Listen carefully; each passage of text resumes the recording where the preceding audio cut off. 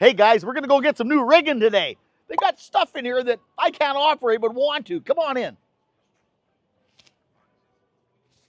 Yeah. This here is a personal babysitter for small children. You can fly them to the neighbors and back. How you doing? How you doing, Nick? How you doing, Nick? Nick, what the hell is this? It looks like a crop sprayer. So it's pretty much what it is.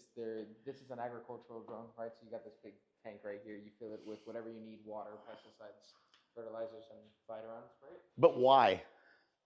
I guess as time goes on, technology evolves. They want to make farmers' lives easier to make our lives better.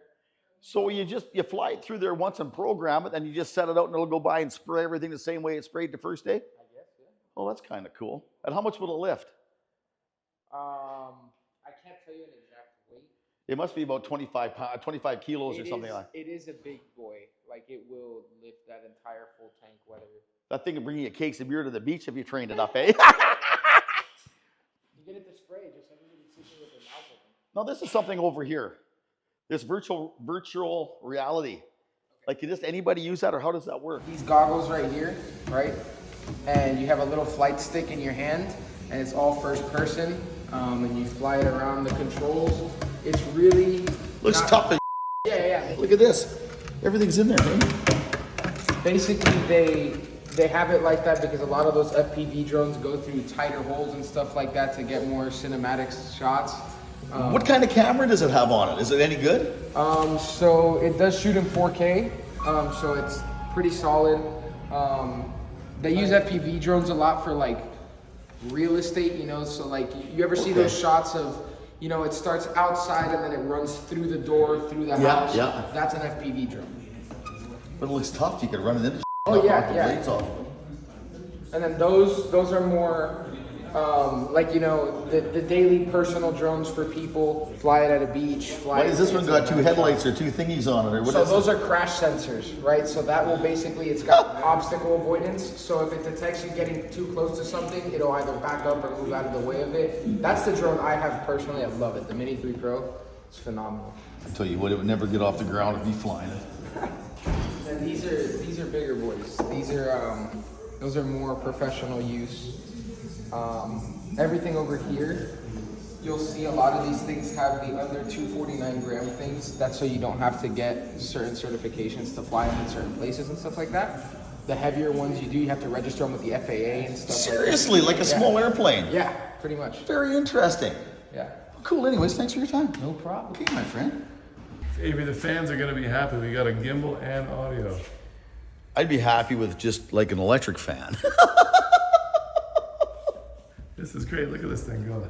Yeah, it's amazing how stubborn you are, aren't you? Yes. Somebody showed him one of them gimbals about a month ago and he denied it and just didn't, when he was scared of how it was used. And now he come in here and he's just newfound. It's amazing. You need one of them things to come on your bald head there and put some lag screws in the top of your head and bolt that onto there. It dangles in front of you. Hey guys, we're going to get a demonstration of this little jewel flying around in here. It sounds like your hairdryer going. Listen to it purr.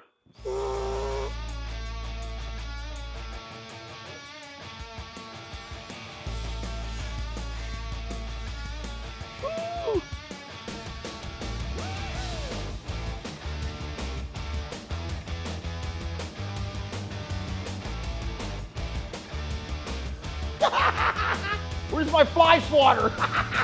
Oh.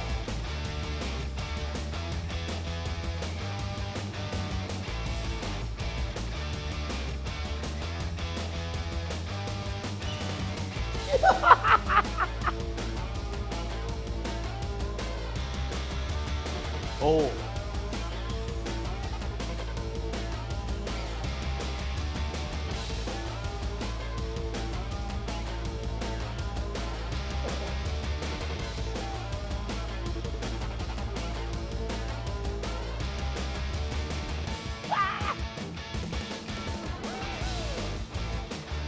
There. You have to take her off?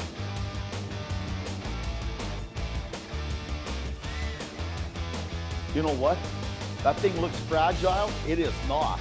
That is very interesting.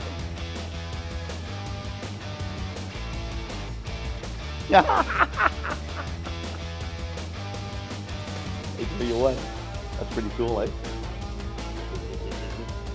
You know what I'd like to look at? I'd like to look at a taco